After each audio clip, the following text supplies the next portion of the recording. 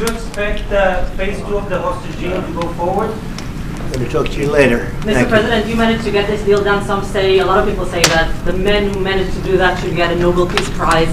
Do you think that you'll be able to get all the hostages back home? And what would happen if you hear from the Israelis? They will never give me a Nobel Peace Prize.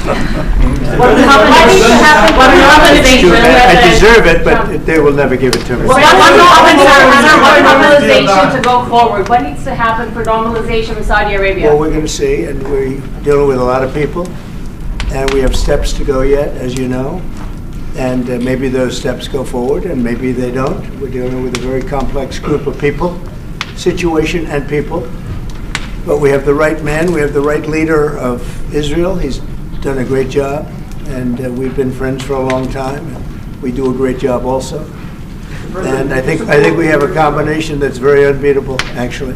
Can I ask what would happen, Mr. President? What would happen, Mr. President? What would happen if you hear, Mr. President? Wait. Where is that person? Where's that person coming from? Come on. Yeah, Mr. President, what would happen if you hear from the Israeli side today that they're not willing to go through with the deal to get all the hostages back home and finish the war? We'll see what happens. Whatever happens, we'll be prepared to handle the situation. Are the Saudis demanding a Palestinian state? Mr. President. Are the Saudis demanding a Palestinian state? No, they're not. No. Are they demanding a path towards a Palestinian state or any other recognition of that Everybody's sort? demanding one thing. You know what it is? Peace. We want peace. We want people to stop being killed. But everybody's demanding one thing. Very simple, peace. And he wants peace also. Mr. President, do you think it's politically possible in Israel to get this deal done until the end? To get the deal done? Yeah. Sure. I mean, is it politically Why wouldn't a deal get possible? done? A deal can get done. We'll see what happens. We're dealing with very complicated people. But a deal can absolutely get done. Mr. President, there has been an Israeli strike on Iran. We'll see what happens. President Trump, I have Prime Minister Netanyahu.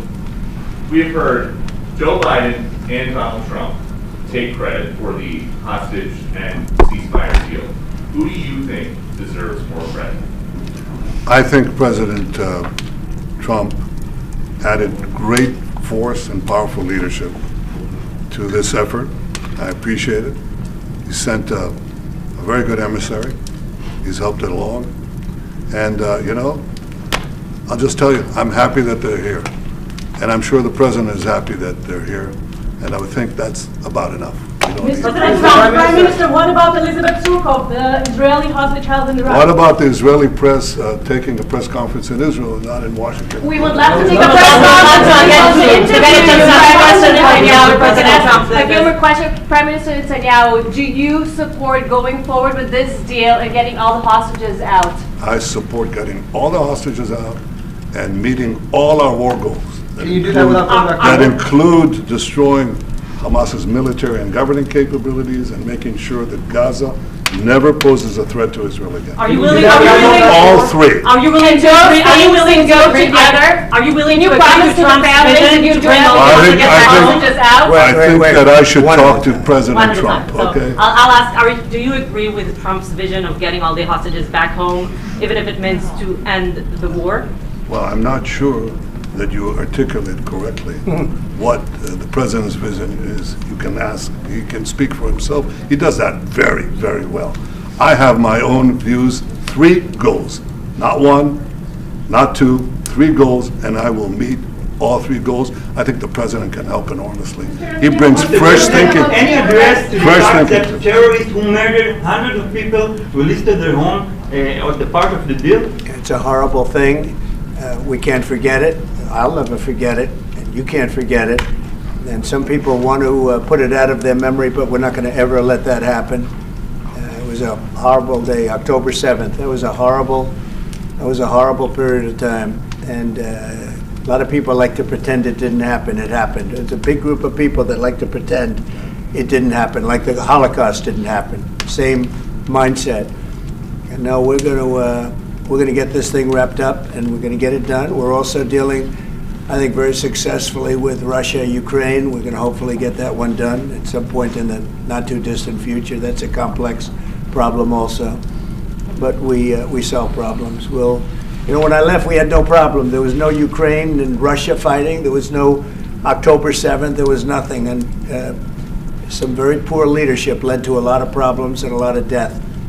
And it's a shame, but we'll put it out. We'll put out the fires. We have a lot of fires, but we'll put them out. Mr. President, why do you want to support a Palestinian state like the peace plan you presented in January 2020? Is this plan still on the table? Well, a lot of plans change with time, and a lot of death has occurred since I left and now came back.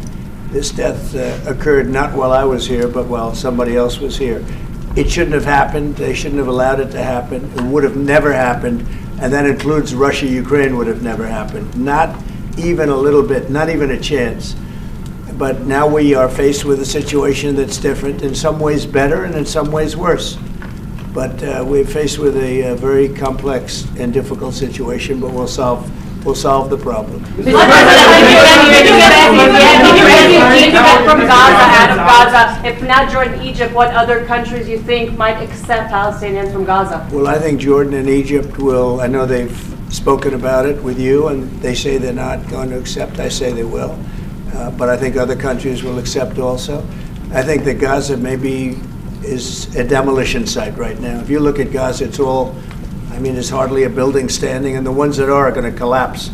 You can't live in Gaza right now, and I think we need another location. I think it should be a location that's going to make people happy. You look over the decades, it's all death in Gaza. This has been happening for years. It's all death. If we can get a beautiful area to resettle people permanently in nice homes and where they can be happy and not be shot, not be killed, not be knifed to death like what's happening in Gaza. And right now you have in Gaza a very dangerous situation in terms of explosives all over the place, in terms of tunnels that nobody knows who's in the tunnel. The whole thing is a mess.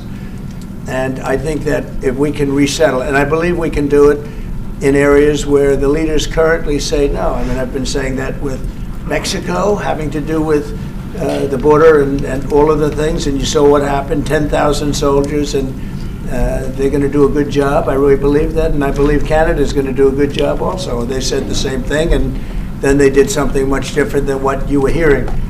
This is a very, very difficult situation, but we're going to get it solved. I don't think people should be going back to Gaza. I think that Gaza has been very unlucky for them. They've lived like hell. They lived like you're living in hell. Gaza is not a place for people to be living. And the only reason they want to go back, and I believe this strongly, is because they have no alternative. What's the alternative? Go where? There's no other alternative. If they had an alternative, they'd much rather not go back to Gaza and live in a beautiful alternative that's safe. Mr. President,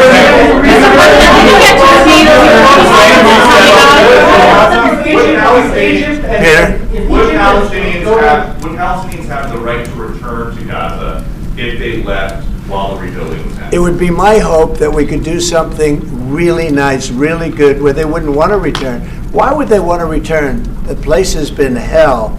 It's been one of the meanest, toughest places on earth. And right now, I've seen every picture from every angle, better than if I were there. And nobody can live there. You can't live there. So if we can build them through massive amounts of money supplied by other people, very rich nations, and they're willing to supply it. If we can build something for them in one of the countries, and it could be Jordan, it could be Egypt, it could be other countries, and you could build 4 or 5 or 6 areas. It doesn't have to be one area, but you take certain areas and you build really good quality housing, like a beautiful town, like someplace where they can live and not die, because Gaza is a guarantee that they're going to end up dying. The same thing's going to happen again. It's happened over and over again, and it's going to happen again as sure as you're standing there, Peter. So I hope that we could do something where they wouldn't want to go back. Who would want to go back? They've experienced nothing but death and destruction. What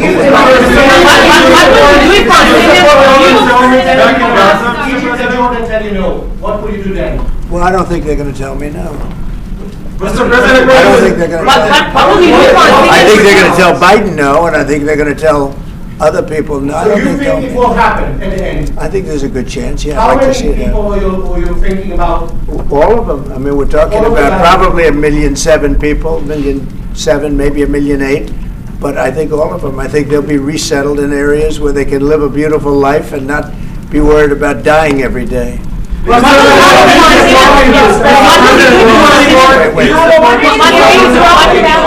Mr. President, do you Yeah. support building settlements, Jewish settlements back in Gaza in the next years? Say it. Building settlements, Jewish settlements back in Gaza in the next year. Do you support this idea? I don't see it happening. It's too dangerous for people. Nobody can go there. It's too dangerous. Nobody wants to be there. Warriors don't want to be there. Soldiers don't want to be there. How can you have people go back? You're saying go back into Gaza now? The same thing's going to happen. It'll only be death. The best way to do it is you go out and you get beautiful, open areas with the sunlight coming through, and No, you that's not what I build meant. something nice. Building And Israeli they are not settlements going to back want in Gaza. to. They are not going to want to go back to Gaza. Prime Minister Netanyahu, what is your message to the families of the hostages that look at this deal, that are worried that this deal won't go through? What do you say to them at this moment? Same message I said from the beginning of the war. We'll get them out, get them back. We got over 70%, close to 75% of the people who everybody believed will not get out. We got them in successive deals, and most recently with the help of President Trump. We're not going to give up on any of them, and we're not going to give up on our other war aims. Hamas is not going to be in Gaza, and we're going to get everyone back. And you would not have. Prime Minister, how optimistic are you about reaching phase 2 of the ceasefire? How optimistic are you about that happening? Well, we're going to try. That's one of the reasons, one of the things we're going to talk about here. And Is it possible if we, second phase? you know, when Israel and the United States work together, and President Trump and I work together, you know, the chances go up a lot. It's when we don't work together, Israel and the United States don't work together, that creates problems. When the other side sees daylight between us, and occasionally in the last few years, to put it mildly, they saw daylight, then it's more difficult.